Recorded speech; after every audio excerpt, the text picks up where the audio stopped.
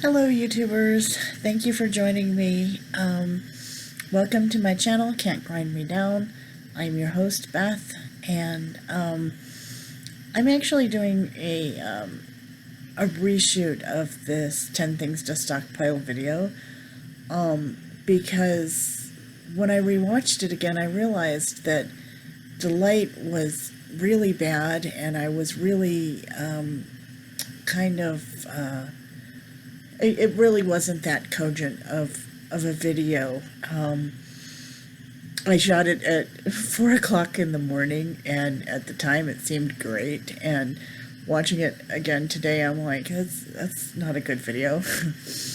But not to be perfectionistic or anything, but just because I just think that I want my viewers to watch good videos.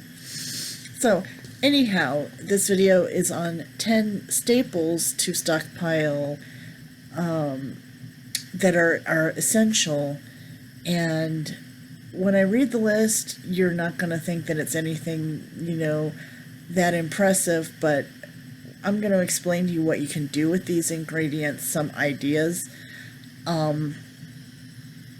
that are, maybe things you haven't thought of before. And, this is for when you open your pantry and you go, oh my gosh, there's nothing in here. If you have these 10 things, you're going to be able to get through and, have plenty to eat. So, anyhow, let's get started. Unfortunately, the way my camera setup works, I can either shoot the video, showing myself, in the webcam, or I can use my camera and show the list. So I'm just going to read you the list. Yeah, I'll read it a few times though, because it's not everybody can memorize 10 things right away. So the first on the list is flour. And it doesn't have to be any special kind of flour. I mean, you don't need bread flour, you don't need self-rising. You can get all-purpose flour really, really cheap, and I haven't noticed that much difference between brands. You can get, a 4-pound bag at the Dollar Tree for $1, and not all the time. Sometimes it's 2-pound bags. The last bag of flour I bought was from Smart and Final, and it was a 5-pound bag of flour for $1. And I bought that right around Christmas. And that's your best time to stockpile flour. It lasts for a long time. It doesn't go bad. You can refrigerate it or freeze it too if you're worried about not using it fast enough. The other thing is eggs. Eggs are really important, and even if they're not at a great price, still just a regular carton of eggs, not the, organic or anything, but just regular eggs are usually not going to be more than a couple of dollars a carton. Try to get them at a dollar a carton, but always have them on hand, because there are so many things that you can do with it, and they're just very versatile. And when I read you some of the things that you can make with these ingredients, you'll realize what I'm saying. You have to have oil and either margarine or butter. Those are essential. They might not seem that important, but when you run out of them, you're really going to notice it. Yeast for baking bread, obviously. Baking powder for making biscuits and things like that. Sugar, and you can get sugar really, really cheap. I've gotten 5-pound bags for $1. And the thing you want to beware of with sugar is look for it to say cane sugar on the bag, because it's a lot higher quality and it's a lot better for you if it's cane sugar instead of beet sugar. Beet sugar is a little bit cheaper, but it's you use more of it because it's not as sweet, for one thing, and you can get cane sugar for the same price as beet sugar if you look for it on sale. Tomato sauce. Stockpile tomato sauce, very important. Seasonings. Number 9 is seasonings, and the seasonings you want to get are, obviously things like salt and pepper and Italian seasoning. I get a huge bag of Italian seasoning directly from this farm, and I couldn't find the link for it, but I'm gonna find that for you guys at some point. I got a giant bag of Italian seasoning for, I know it was under $20, so and it was like 5 pounds of seasoning. I mean, it was a great deal. Paprika, it really improves the taste of things like potato salad, macaroni salad, chicken. Chili powder. Chili powder is great. You can make, chili, you can make tacos, you can do all kinds of things with chili powder. And then milk is the last one on the list. And a lot of stockpilers and a lot of preppers like to get the powdered or canned milk. I'm not saying that you shouldn't, but you know what? If you've never tried it before, you might want to try it before you stockpile a bunch of it. I personally can't drink it. I mean, I just don't like it at all. And what I do with milk is, because I'm single and I don't use that much milk, is I'll buy a gallon at the beginning of the month, and then I'll divide it up into 1 liter plastic bottles, and freeze it. So I'll have a quart a week or a quart for every 2 weeks, depending on, what I'm using it for. And that works out fine for me. And, of course, if you have the room in your freezer, you could do that with 2 gallons of milk. I personally, I don't use it that often that I would need 2 gallons, but, yeah, I mean, and, a lot of people really like the powdered milk or the shelf-stable milk or the canned milk. I don't, and that's just a personal taste. So again, that list, starting from the top, is flour, eggs, oil, margarine or butter, yeast, baking powder, sugar, tomato sauce, seasonings, and milk. And what you can do with those things, some meal ideas for those things. Obviously, you can bake bread. You can make your own pasta. Pasta is actually really easy to make. It's just egg yolks and flour mixed together into a dough and then cut into thin strips. And you save the egg whites, and you can use those to make omelets. But yeah, it's really simple to make your own pasta. You can make your own mayonnaise. It's just egg yolks and oil, raw egg yolks blended with oil. And if you don't have a blender or a mixer or whatever, you could probably do it with a fork. I never tried it with a fork. It would probably be some work for sure, but don't forget too, you can always go get kitchen supplies from the Goodwill, from thrift stores. I have a bread machine, which is amazing. I just love it to pieces. You put in your ingredients, you press the buttons, 3 hours later, you have homemade bread. And at some point, I am going to upload a video with my bread recipe. I have been spending a long time tweaking, the basic white bread recipe to find the perfect soft and durable white bread. And I've actually come up with a recipe that I really, really love for white bread. It's super soft. I mean, it's as soft as grocery store bread. And when you slice it, it holds together well enough that you could actually toast it or dip it in egg to make French toast with.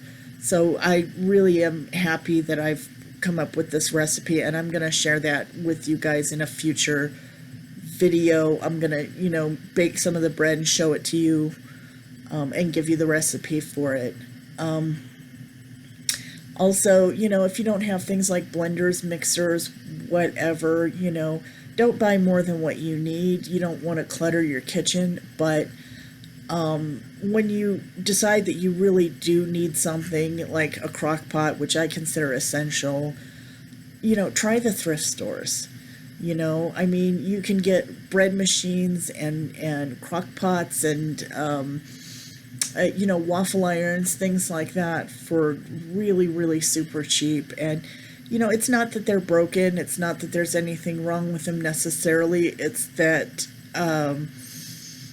people move on, they get new things, or they move and they have to declutter or whatever. If you, check it over thoroughly before you buy it and plug it in to test it, it should be fine. Okay, where was I? You make your own mayonnaise. Okay, said that. You can make biscuits and gravy. And, it's just a basic biscuit recipe with flour and salt and some milk, just enough milk to make the flour damp, to make it a doughy like substance, and then some baking powder to make your biscuits rise. And you can do those in your oven, you can do them in a frying pan, you can do them in a crock pot. Okay, and then the gravy, all you need to do with the gravy is melt some butter in your frying pan, add a few spoonsful of flour, cook the flour until, it starts to turn a little bit colored, and then you slowly add in milk and slowly stir it in and thicken it up. And so then you make your biscuits and gravy, and you can serve that with eggs. The other thing you can make with these stockpile ingredients are French toast, pancakes, and waffles. And maybe you're thinking to yourself, well, okay, but what about the syrup? That's going to be nasty if it's plain. Well, a great alternative to syrup is if you take some butter and you add a few tablespoons of sugar and a few teaspoons of cinnamon, and you cook it in your microwave, melt it down. That makes a wonderful syrup substitute, and it's, obviously not maple, but it's cinnamony and delicious, and it works great. You can make egg salad.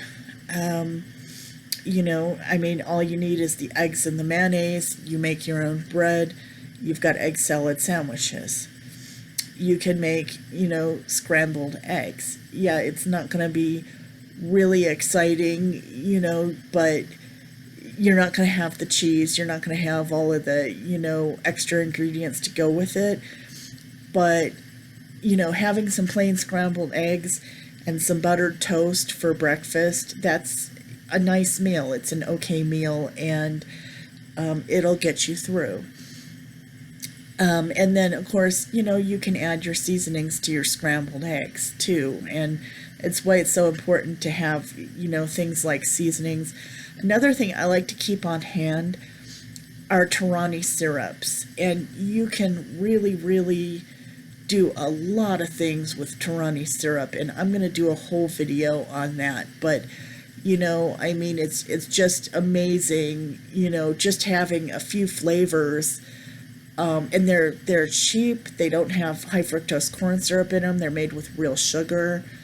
But just how nice it is to have those flavors around for making your own flavored coffee creamer, for flavoring muffins, for flavoring, puddings. You can just do so much. And, when you go to food banks, you're going to get a lot of really plain food, because a lot of the food that they donate, that the grocery stores donate to food banks, are things that didn't sell.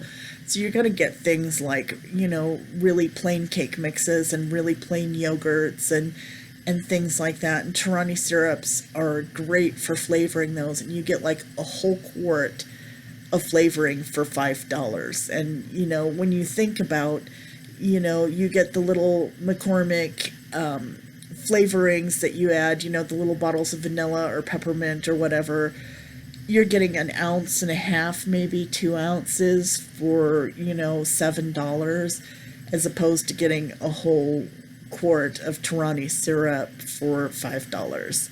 So, and it's great. You can make your own lattes at home. You can flavor teas, and like I said, I'm gonna do a whole video on Torani syrups because it's really something nice to have on hand.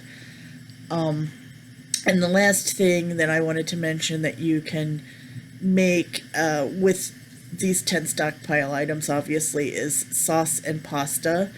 If you have the sauce, you know, and you can make your own pasta. So, I mean, that's not bad to get through a few days. I mean, to have some, you know, some French toast and eggs, to have some pasta and sauce, to have egg salad sandwiches, you know, some buttered toast. You know, obviously there's nothing fancy, there's nothing, you know, there's no meat or vegetables or anything, but if you just had these ingredients and nothing else, you could get by. And this is for if you look in your cabinet and you say, oh my God, all I have left is flour and tomato sauce. You know, don't panic. You can actually, there's a lot of really creative things you can do, you know, and when you go to the food bank too, you know, you're going to get lots of things like canned vegetables and peanut butter and stuff like that. So you're going to have other things to go with it. But the point is, you know, you always want to have these things on hand. Number one, because it'll encourage you to make things from scratch. And that's another video I'm going to do too, is, you know, how to maybe make it easier on yourself to do things from scratch, because I know that's a big issue. If you're disabled, if you're in pain, if you have chronic fatigue, or maybe you're really busy, you know, you have kids and you have a job, and but there are some things you can do, some prepping ahead and some shortcuts and things that just make things a little bit easier, because it's, trust me, it's hard for me too. So, oh, and the other thing that I wanted to mention that you can do with this, and Rhoda Stone has been doing a lot of videos about this lately, and I love Rhoda Stone to pieces. You should check out her channel. She's really great. She's been doing videos on making soup out of just simple canned items that you have at home, you know, on hand already.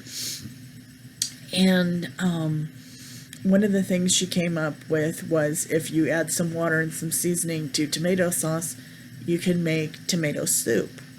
So that's another idea if you have tomato sauce on hand. So again, that list was flour, eggs, oil, margarine or butter, yeast, baking powder, sugar, tomato sauce, seasonings, and milk.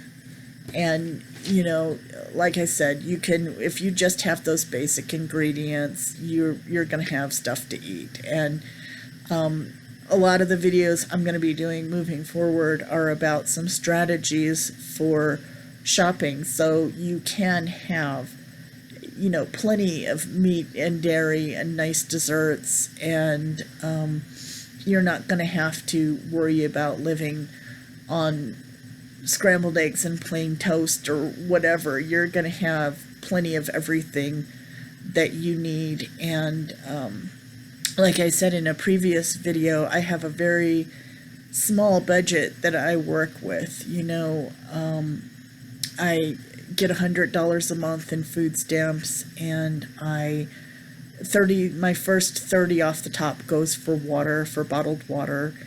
And so that leaves me, actually, you know, I just got a raise in food stamps because I was paying an overpayment, paying back an overpayment.